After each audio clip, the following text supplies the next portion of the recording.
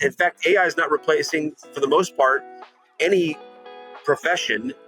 But what's happening is the people who are using AI are replacing the people in those professions who are not.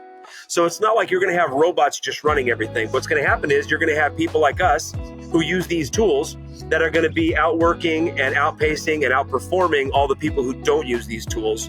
And then that's where those people will disappear, is not because of a robot, but because people like me are just going to outwork them and be a lot smarter about how we do business.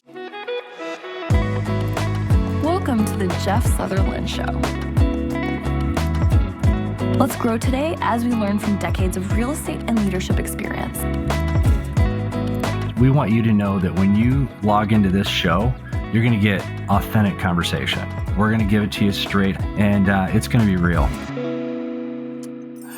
Hey, everybody, this is Jeff Sutherland on the Jeff Sutherland Show, along with Chase Waldron and Dennis Salazar. It's my birthday. It's a good day today. And I have Happy birthday. Thank you, Dennis. I got a couple ballers on the show today. So Chase and I invited Dennis Salazar on the show. We're going to get right after it. Dennis, out of 24 years in this business, I can say he's one of the top people I've ever had a chance to work with. He is very skilled, and he has done a tremendous amount of production in a very short amount of time. Just a couple years in the business, maybe 2-3 years in the business. So you're going to hear his story. But one thing he's really good at is AI. And Dennis is one of those people out there that's crushing it in the luxury space. He's doing a lot of production, and he's using AI to be more efficient. And I just can't wait to learn from you today, Dennis. So welcome to the show, my friend. Thank you for having me. Appreciate you guys bringing me on. Yeah, absolutely. So tell us a little bit about, what you're doing, especially like in the AI space and how you're crushing it out there. You've had a great start to a real estate career coming out of the financial services industry, right? Well, yeah. And so the story about using the technology in the real estate business ties a little bit to what happened to me in the financial services business that I was in. So for 14 years, I was doing stuff in financial services, investing in, different areas of the market, from commodities to precious metals and things like that. And then there was a big shift that happened, and it was a technology shift. Everybody got a little red and a green button on their phones. And they no longer had a need for charting software. They no longer had a need for calling up your broker and making a trade. Everything shifted to somebody wanting to push a red or a green button to buy or sell on their phone. And that completely transformed the landscape of the business that I was in at that time. And so we scrambled, not having all the tools at our disposal, to try to keep that type of original type of business afloat in an environment that had just completely 180 changed on us, So fast forward to getting into real estate, I knew that there were technology tools out there that I was not going to have what happened in my financial services career happen to me again in real estate. I saw that there was a changing landscape. I saw that companies were trying to either incorporate technology, or there were some built from the ground up on technology. And those were the things that interested me most, because I knew that was something. I mean, I'd always been, somewhat tech savvy, but to try to be able to, immediately have the template to plug into a business that had technology as its focal point was something that I really wanted to do. So that, number one, is what led me over to EXP, being that they're a technology-based company that does real estate. I think primarily, if you ask most of the people who make the decisions for the company, they really want to focus on that. They provide phenomenal CRM. They have a lot of automations. They're really tied in with partners that help with technology. And so that was what attracted me to EXP. Now, even within EXP, there's so many different directions that you could go when it comes to how you're going to use this technology, whether or not you're just going to use CRM for automatic touches, or whether you're going to, actually incorporate these outside tools like AI into your business. And so, I really decided to make it kind of part of my business model to have these technologies as, a tool. And I will emphasize, guys, that it's a tool and not a crutch, right? It's not replacing agents. In fact, AI is not replacing, for the most part, any profession. But what's happening is the people who are using AI are replacing the people in those professions who are not. So it's not like you're going to have robots just running everything. What's going to happen is you're going to have people like us who use these tools that are going to be outworking and outpacing and outperforming all the people who don't use these tools. And then that's where those people will disappear, is not because of a robot, but because people like me are just going to outwork them out and be a lot smarter about how we do business. So I've heard that you read my mind. So many agents have been afraid that we're going to be disintermediated by technology to the point where we have no jobs, right? But you're saying that you're just becoming much better than your average agent. So, what makes it so much better? What makes you better because of AI? Well, I can do 10 times the amount of work that a normal agent doing it the old way is going to do. And so, because I've got the tools helping me do that much better, I can reach out, I can do outreach 10 times better, 100 times better. I could have conversations with hundreds of, or if not thousands of people simultaneously in my own voice. Not necessarily verbal conversations, but like text and email conversations. And you could train the AI to talk and to think and to respond like you. So, think about how long it would take you to actually sit there and pen out an email for every one of these hundreds of clients in your database. It would take you all day. It'd take you months to do all of that. I can do that now with the click of a button, and it can be conversational. I can have chat bots that are running, trained by me to sound like me, to answer questions like me, to have the personality that I have in text conversations with multiple people simultaneously. I mean, it's going to take an agent who's doing that by hand hundreds of hours of doing that in order to have the same number of conversations that I have. So that's how it's actually helping us to, excel beyond beyond the traditional agent who's still trying to make phone calls and still trying to type up individual emails. I mean, those are all still important things. And don't get me wrong. I mean, there's no question that real estate is still a connection business. It's still about the connections, and there's nothing that I don't think any robot or AI or technology is going to do to replace the human connection. Ultimately, at the end of the day, I'm going to have conversations with people. They're going to have to trust me. But there's a lot of groundwork laid before I can actually get into an in-depth conversation with a possible client.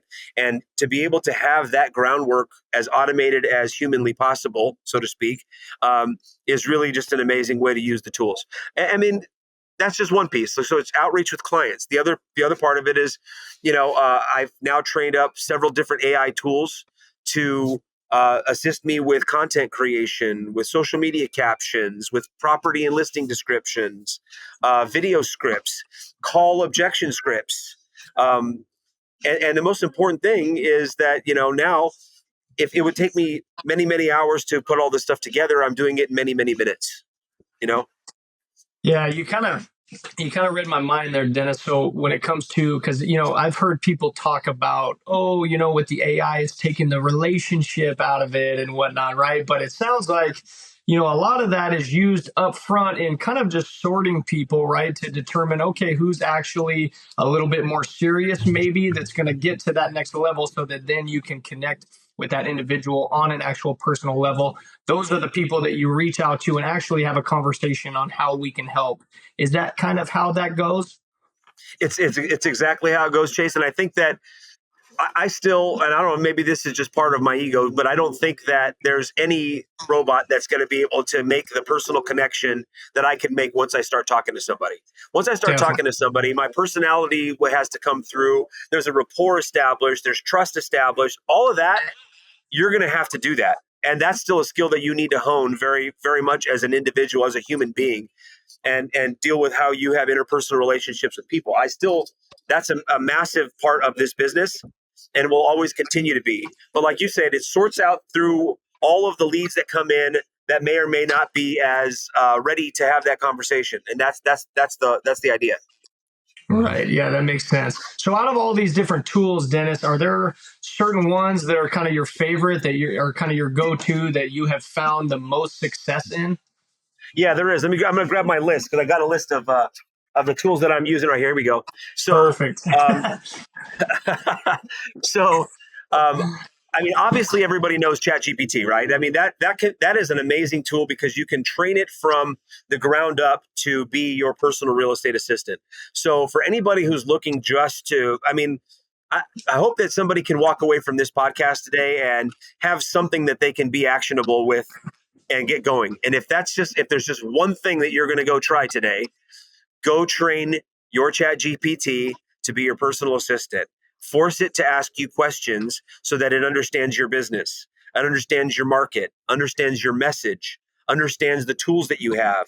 And the way that you do that is you just open up chat. You can be the free version of ChatGPT. You don't have to pay for the one that I pay for, which is $20 a month. I recommend you do it because it's got some additional features, but ultimately go on to ChatGPT. It's openai.chatgpt.com. And the very first prompt that you will give this AI is, I'm a realtor in your state. I have been in business for X number of years. I plan to train you to be my personal real estate assistant, helping me with, and then list out the tasks that you would like ChatGPT to help you with: listing descriptions, social media content, managing my email, sorting my database. You tell it all the things that you would like for it to help you do. And you may not think of everything either, but it's just a good way to just get it going. And then say, this is the most important part of the prompt: ask me as many questions as necessary in order for you to understand my business, my market, my message, and my methods. Right? And then, and I like doing this because otherwise it'll spit out a big long list of questions. I say, ask me questions one at a time, waiting for my answer before moving on to the next question. So then it's conversational between you and AI. I mean, it's Chat GPT. So you are chatting with your AI assistant now. It's going to say, thank you, Chase. Tell me how long you've done this, and tell me how you do that, and what kind of, and it's going to just start asking you questions. It's going to interview you about your Wow. business, That right? is so interesting. Once you get down to the end of all these questions, you have just now trained ChatGPT to be an expert in your business, right? Then every single subsequent request that you make of it is going to be colored by the answers that you gave and informed by the information that it has about you and your business. And it will Wow. take that into consideration. And every single answer that it gives, it will never forget, and it will never accidentally, put in something that you have asked it specifically to not include. So like in property descriptions, there's certain keywords that, grind on me a little bit when it comes to, this property boasts this and that. I don't like that word. I don't know why it is. Everybody uses it, but I don't like boasts. So I told it in the very first property description that I made, never use the word boast in my property descriptions. And it never forgets. It never uses that ever again. And that was going to be a question too. Like, so once you sign in to Chat GPT, right? And if you X out, you train it, right? You X out and then you pull it up again later the next day or a week from now. And then you are still signed in. All of that, it remembers all of that. Is that what It we're does. saying? It won't forget? Now you can have multiple chats happening at one time, and they can all be sort of separate from one another in terms of separate requests. What I like to do, and I did this before they added a feature a couple of years ago, that now you can actually have ChatGPT remember the context of multiple chats and use those multiple chats to kind of interact with one another. You can actually turn that setting off too. There's a setting where you could say, don't, use information from other chats. Because I have some things that I ask that aren't real estate related. It'll help you with the workout plan. It'll help you with, I don't know. There's so many things that it'll help you with that are not necessarily, it helps me with, it made my calendar, breathing exercise routines. It can do deep research on interpersonal relationships. There's a bot that you can use for, personal motivation and self-help, stuff like that. It does everything. It'll do everything, right? So you can have it connect all of the information that you're sharing or that you're communicating with it between the chats. But the way I did my real estate assistant chat is that all of my requests of ChatGPT occur under one chat. So I've got this one really, really, really, really long chat that when you scroll all the way to the very beginning of it is that first question: ask me about my real estate business. Every single thing that I've asked it to do after that, it all happens underneath that one first chat.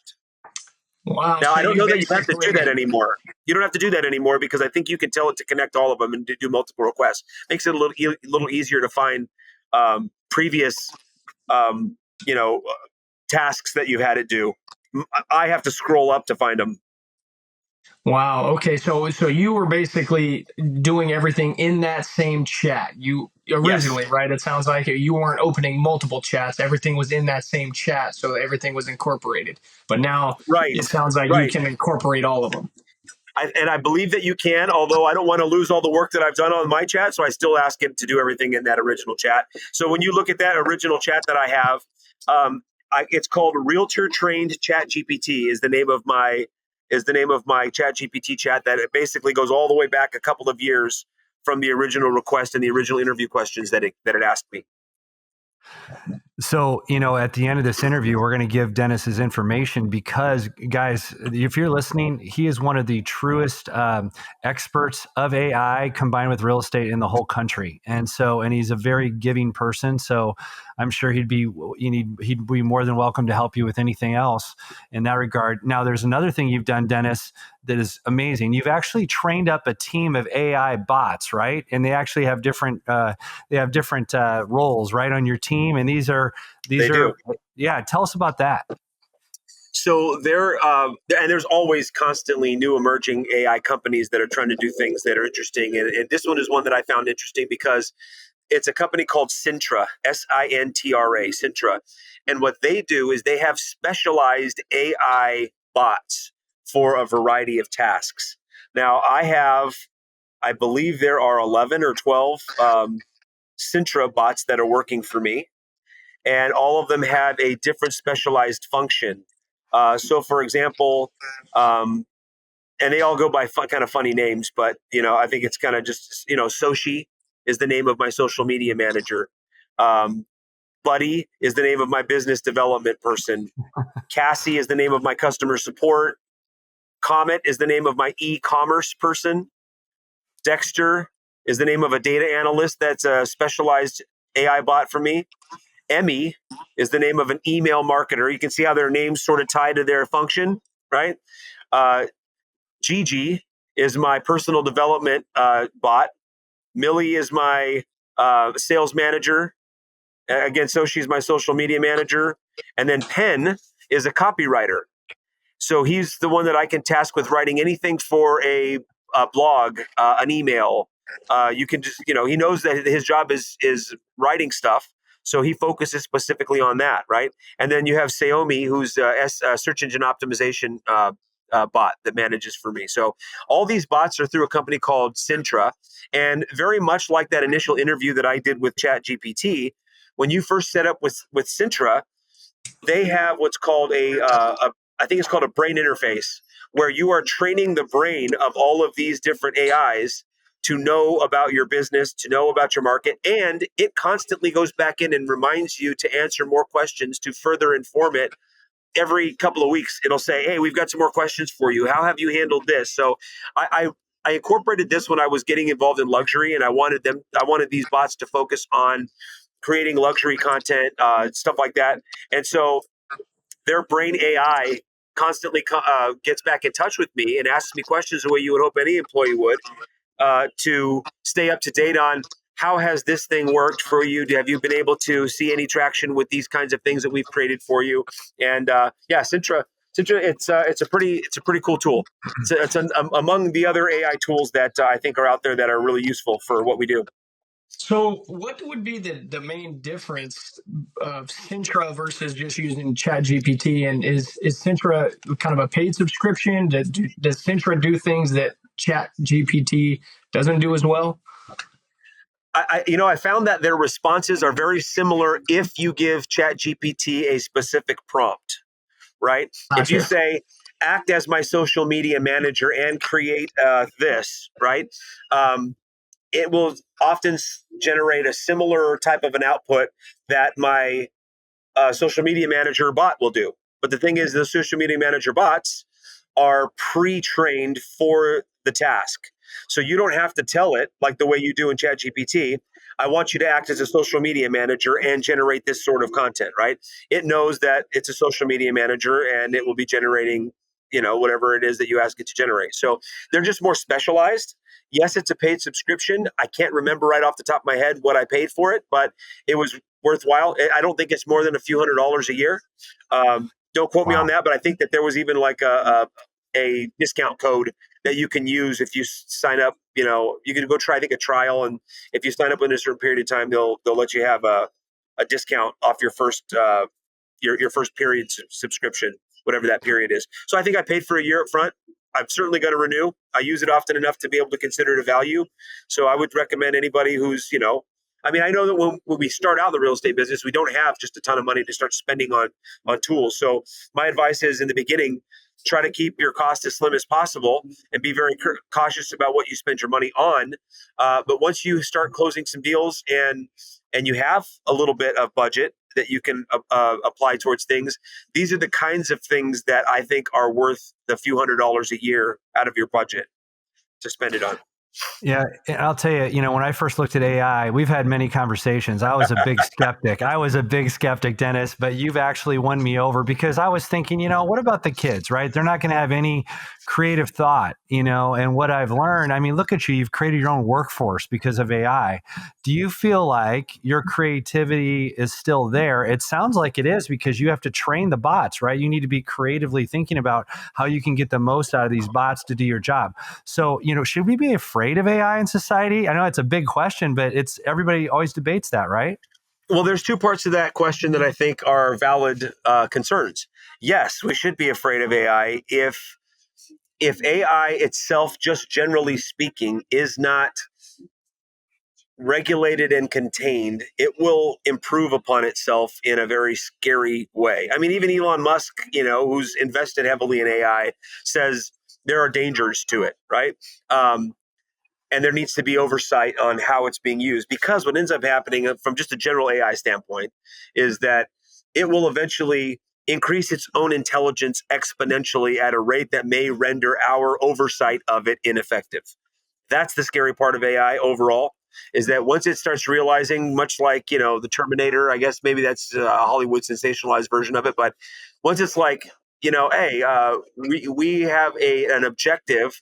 Our objective doesn't align with human goals, so now we need to maybe eliminate the problem. There's the scary scenario that if it's not contained, it could start thinking that way, because humans aren't always clear in objectives that even align with the own benefit of humanity, right?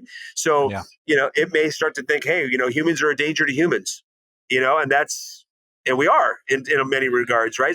But it may want to solve that problem the way a machine would, which has some scary outcome possibilities. Flip that over to, should we be scared of it in our businesses? I don't think the tools that we have and the way that AI is being deployed in our businesses, whether it's real estate, whether it is in the creative fields like music and stuff like that. I know that there's a lot of talk about how there's a threat to creators when it comes to AI creating songs and AI creating art, stuff like that. That's where I think the most fear has come from, is that it's going to eliminate the creativity of the human species. I just don't see that, because, like you said, I still have to tell it at this point anyway, what to do, and how creative I can get with the instructions that I give it still have a massive impact on the quality of the output that it gives back to me. If I'm really lazy about just saying, do this property description, it gives me a lazy result, and it's not as beneficial to my business as maybe even sitting down and writing your own property description. If I say, however, use MLS optimized keywords to write a property description about this area, specializing in knowledge of the Queen Creek market, for example, trying to attract buyers who have a lifestyle preference. If you know what I mean, you just have to get very creative about the instructions that you give it. And then the output that it gives you is so much better. But it came from me being really thoughtful and very human about the instructions that I gave it. So without that human element, that creativity, you got to be really thoughtful about what you're doing. The tools are going to be much more useful. So I don't think we need to be scared that it's just going to start taking over jobs. I mean, there's the other side of the argument that AI generally might take off and become a problem. Yeah, I get that, and I worry a little bit about that. But I'm hopeful that the powers that be will contain that part of it, while we can continue to use the parts of it that are helpful to us to make our jobs and our lives more efficient and easier. So Dennis, you're basically an AI expert. You're a luxury agent. You're an icon agent at the company we work with. And I'm sitting here with two men that I deeply respect. And I'm so blessed that I've had the opportunity to work alongside of you guys. And can you back it up, Dennis, and tell us, you didn't get your license that long ago, and you came right out of the gate really hard. And to be an icon at our company, EXP, you got to sell about 27 to 30 houses. That's not an easy feat, especially when you're starting a new career. So for those that are listening going, man, give me an edge. Tell me how you're doing this. Can you give us some tidbits on that? How did you accelerate your business so quickly? And now look at you, man. You're like at the top of your game. I love it. I'm proud of you, brother. Can you share it? Thank you. Hey, thank you. And I'm equally as impressed with you guys too. So thank you for surrounding me with the right kind of people that'll help motivate me. And that was one of the factors. I think that was one of the main factors, is that I had people around me that had high expectations of me from the very beginning, right? And it forced me to maintain high expectations for myself. And so I think that's as important a part of the equation as leads and scripts and tools, is that there's got to be a confidence factor. And sometimes the confidence doesn't directly come from you yourself, or at least not initially. I mean, I believed that I was going to do well in the business.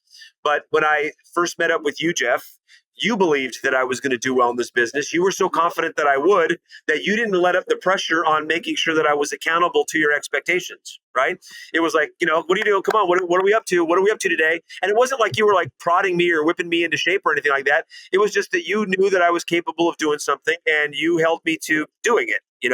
And so I needed that. And so the first part of it was the confidence that you're around the right people, to put yourself around the right people and know who that is.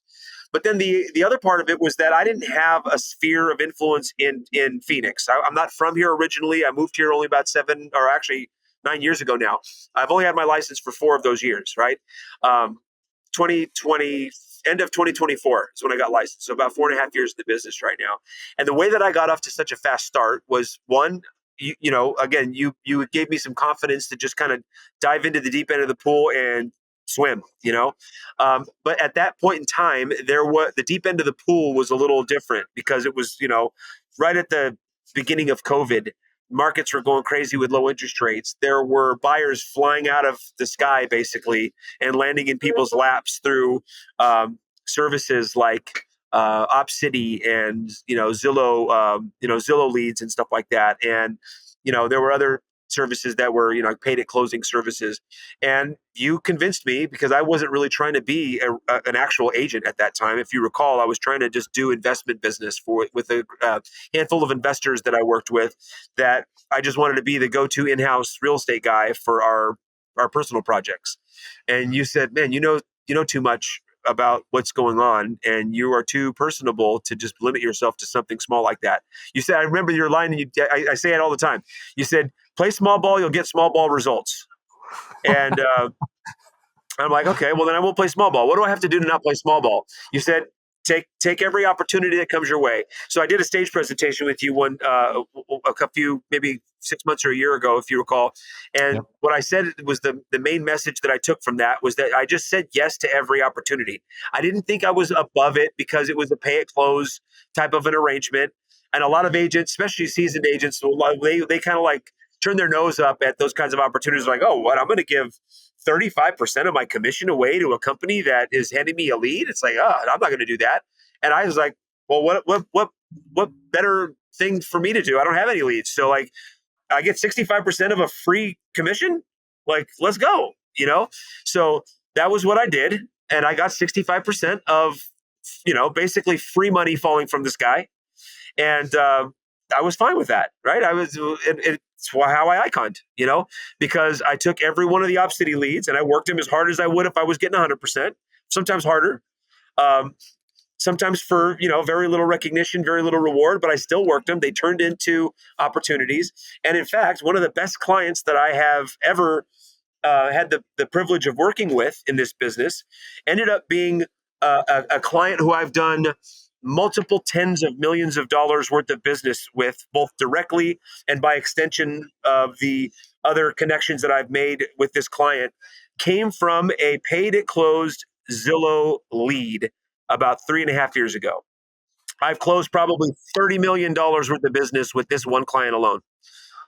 In a variety of ways, referring Wow. business out of state purchases, buying a bunch of luxury real estate here in the state, buying and selling rental properties that are part of their portfolio, connections to referrals that he's given me now, people who have come to work with me that he knew.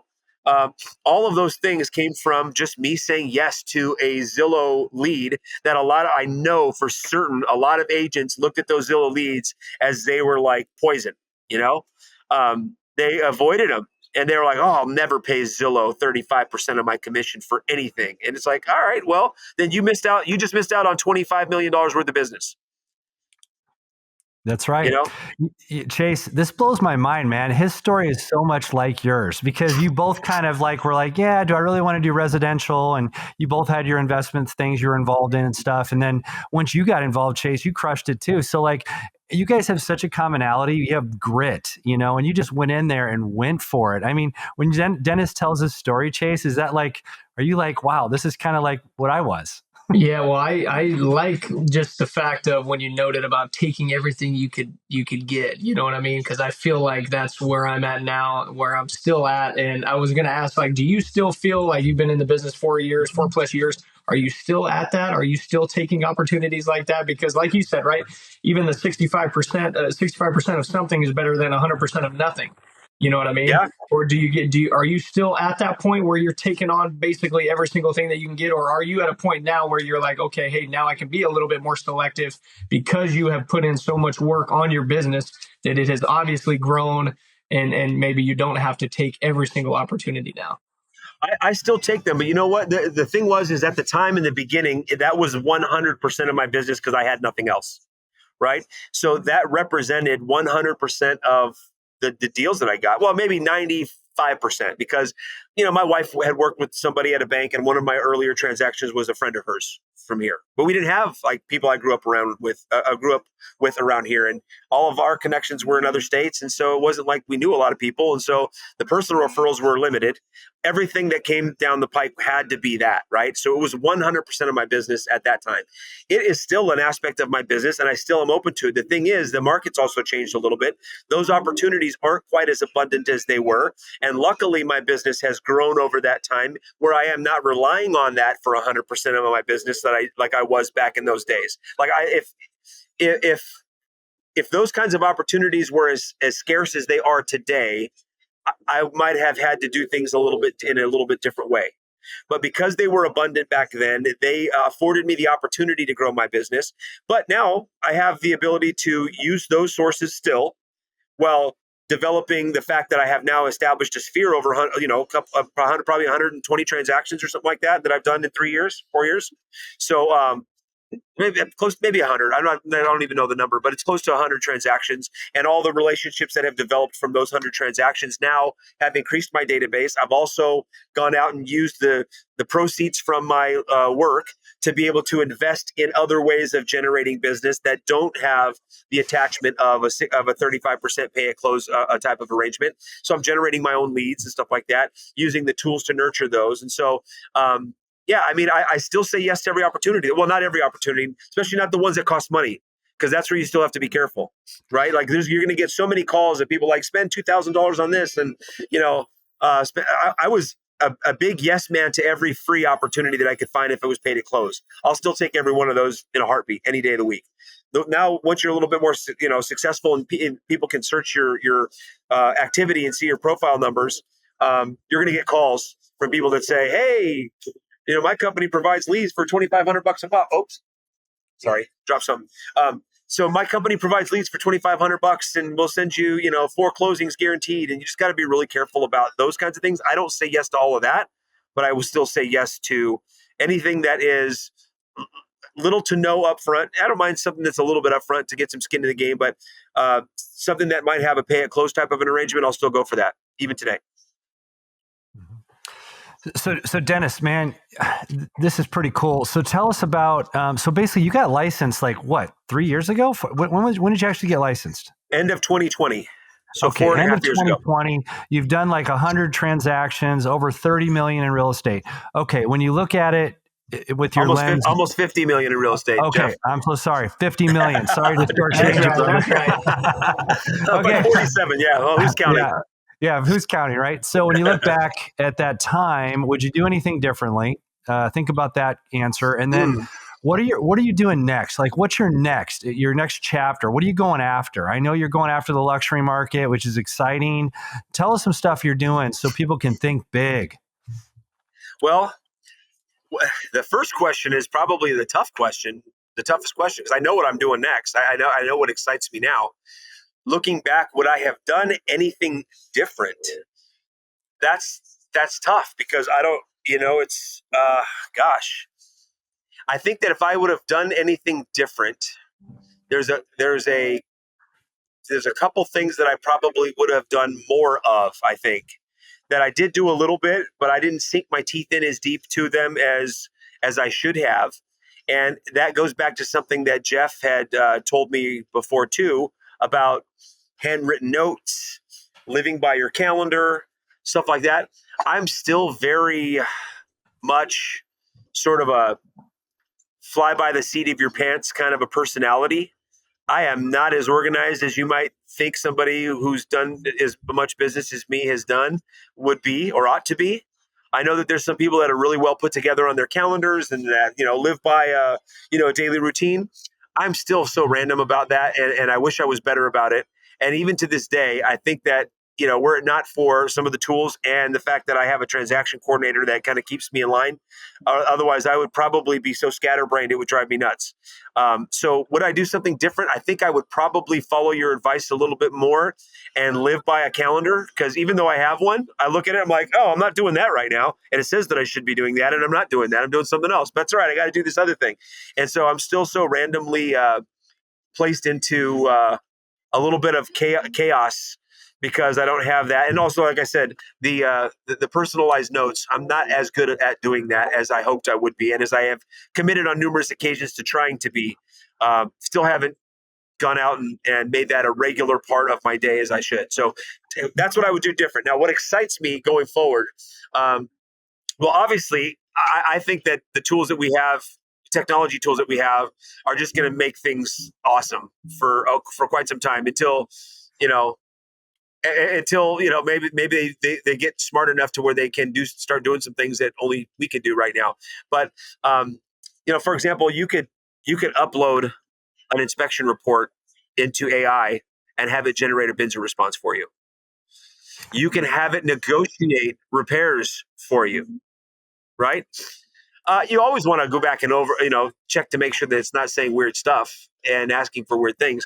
But I told you, the other day, Jeff, I was in the process of negotiating a counter, and the counter came back with a tone and with some terms that sort of grated on me a little bit. And my initial response was to send sort of like a little bit of a confrontational message back to the agent who sent me the counter, like, what are you thinking? But I thought about it. I typed up what I was going to say. I copied what I was about to send into ChatGPT and said, here's the circumstances of the offer we wrote. Felt we wrote a strong offer. Here's the circumstances of the counter we received. Here's the response that I was about to send. Should I make any changes to this response before sending it? And it answered back, it's a good thing you did not send this text message. It may come off as too confrontational and may put your client at a disadvantage in the negotiation. Why don't you try this instead? Save me from putting my client at a disadvantage that I might have otherwise done had I used my emotional, initial response of what I wanted to say to this agent. And I didn't think it was bad, but it was just not it did not position my client as advantageously as I could have. And AI stopped me from making that mistake. Mind blowing, man. It gave me a response that actually ended up resulting in us getting our counter accepted, and we are under contract as of yesterday, rather. And earnest money has been deposited today because I didn't piss off that agent with a nasty gram via text. So for our national audience, he said that he did an inspection report. He uploaded it into ChatGPT, and that helped him do what's called a BINSA response. In Arizona, that's just like a request for repairs, and it basically helped him with the right language. And that's kind of your secret power, man. That's your secret sauce, Dennis. Number one, you're very coachable, but you're also very giving, and you love helping other agents. This is a perfect example right here. Dennis's team is growing around the country because he understands how to take these tech tools and actually help them with practical things like this, and if you're looking for efficiencies in your business, let's say you're a team leader and you operate a team of 10 anywhere across the country, you should talk to Dennis because he will help you put efficiencies into your business to put more money to your bottom line and make the lives of your agents easier. This is what I love about talking to you, Dennis. It's like, this stuff is so cool. I mean, you're way in front of the curve on this stuff. I love it. Well, I'm glad to be able to talk about it. It is exciting to me, and I think that's the next level of our business as a whole. Is that the folks using these tools are going to appear to the rest of the industry to be so much better at what they do, and I don't think that they necessarily are. They just are aware of and capable of, and actually in the process of using these tools to make themselves more efficient. So the ones that seem like, these guys are just, crushing the business, I bet you they've got some of these tools in some level and they're using them in some way, shape, or form. And that's what I want to be doing. So, I want to make sure that I'm not left behind in this business like I was in financial services when the technology came around. Yeah, because you're an early adopter. And do you think if an agent's sitting here right now and they're like, man, I really don't know much about AI, is it too late? Can they still engage and still learn it? Or are they just too far behind now? I don't think so. I like I said, if there's one thing somebody could take away from just this conversation that we're having, go train ChatGPT to be your personal assistant, have it interview you about your business. I promise you the things that it will be able to do as a result of that conversation that it's having with you are going to blow your mind. It is going to change your business. And then as you'll be able to see later, you can expand upon those things that it's doing and have it do more. But at the very, very least, just have it know your business. And then when you ask it to do things, it does a phenomenal job in so much quicker period of time than you could possibly ever do yourself. Yeah, this is exciting for me, man, because to be honest with you, I haven't used it a whole lot. And I'm kind of one of the people that are like, oh, I don't really know how to use it. But I think it's a lot of just not asking it stuff that you wouldn't even think about. Like I wouldn't have even thought about, oh, hey, let me train you on how to be a better source for me to use in the future. You know what I mean? I think that's key. So it's exciting, man. There's the possibilities are endless. They are. I'm glad that you feel that way, Chase. If you ever want to, sit down and get my my list of prompts and questions that might be helpful for training it. I mean, for the most part, it'll ask you questions, but in order to tell it how to ask you the right questions, that initial prompt is key. So just let me know. I'm happy to share that with you. We'll get together and I'll tell you how to get started with that. And if it's the one thing that you do as a result of this conversation, go do that today. Yeah, 100%. And for all of our friends across the nation watching this, contact Dennis, talk to him, collab with him because the guy can help you straight up. And, he's a giver. And the more you align with people like that, I mean, that's what it's all about, right? The people you hang around with, it's so important in this industry. The bigger rooms you're in, the bigger people you're associating with, it's very important. So Dennis, tell people how they can get a hold of you so they can get some more ideas, thoughts, and collaborating across the country. Sure. Yeah. Anybody who wants to get a hold of me can send me an email to dennis@dennisluxuryaz.com. You can also, of course, visit my website, which is dennisluxuryaz.com. Or you could give me a call or send me a text message to 480-744-6310. I'm here to answer any questions that you might have. I'm happy to help. Anything, Dennis, that you wish I would have asked today? I'll give you the last word. Is there anything else you want to give advice to on this podcast today? What I wish you would have asked? No, I mean, I think you covered all the bases. I mean, it's just of all things that are out there, I think that is just, go out there and do something today to improve yourself and your business, whatever that may be. I just happen to think AI is a good way to do it, but it doesn't have to be that. If it could be something that scares you, today. Go do something that scares you today. And if a lot of people are intimidated or scared by AI, so go do that. But if that's not it, if it's picking up the phone and dialing FISBOs or, reaching out to your past clients, a lot of people are intimidated to go do that because it's been so long since you closed the deal. Now you're like, oh man, I should have probably reached out a year ago and I haven't. Now I'm afraid to do that because it's been so long. Go do that today. Whatever it is that scares you, go do that today. Man, that's awesome, Dennis. And I'm going to leave everybody with this thought. I was at a huge conference last week in Cabo. I got to hear from amazing people. One of the gentlemen on the stage, his name's Ed Milet. I know Dennis knows who that is. I know who Chase does as well. And one of the things Ed talked about was earning it in your life when you work. And he brought up a clip by Saving Private Ryan. Do you guys remember that clip where Tom Hanks was at the bridge and he was talking to Matt Damon, and Matt Damon leaned down as Tom was dying and his character was dying, and he said, earn this. And if you're out there, think about the people that came before you. Think about your grandparents. Think about maybe even your great-grandparents, all these ancestors that came before you. I didn't know my great-grandparents. Maybe some of you did. But think about all the things that your parents did and their parents did to pave the way for you to be successful. And are you putting it out there? Are you actually living up to your potential in your career? Or are you just holding back? What are you afraid of? And so this show is about that. It's about challenging you to be better. And Dennis is another superstar that's pushed himself. And quite honestly, he's suffered. If you're going to be good at anything in life, you're going to have to go through a certain amount of suffering and sacrifice. That's part of it. That's just part of the game, right? So if you're willing to be at the top of your game, you got to push it and you got to work hard, and it's not going to be easy. But Dennis, you got to choose your hard, right? You got to choose your hard. You do. And, it doesn't have to be as difficult as you might make it seem to be in your own mind. There are ways of making it easier. And I'm telling you, go out there and use the tools, put yourself around the right people, and it will get better. Yeah. So my friends, I've had a couple of my best friends on this show today, Chase and Dennis. I mean, I'm just so proud to be their friends. And I hope you reach out to Dennis. He'll help you. I hope you reach out to Chase. And this is the Jeff Sutherland Show. We appreciate you watching. We're killing it on the downloads, Chase. We're excited. We keep growing this. And let us know what you think about these shows, how we can get better. Jeff Sutherland Show on YouTube. You guys have an awesome week. It's my birthday. I'm going to go party. That's right. That's right. Happy birthday, Jeff. Cheers. Have one on me, Jeff. You bet I will.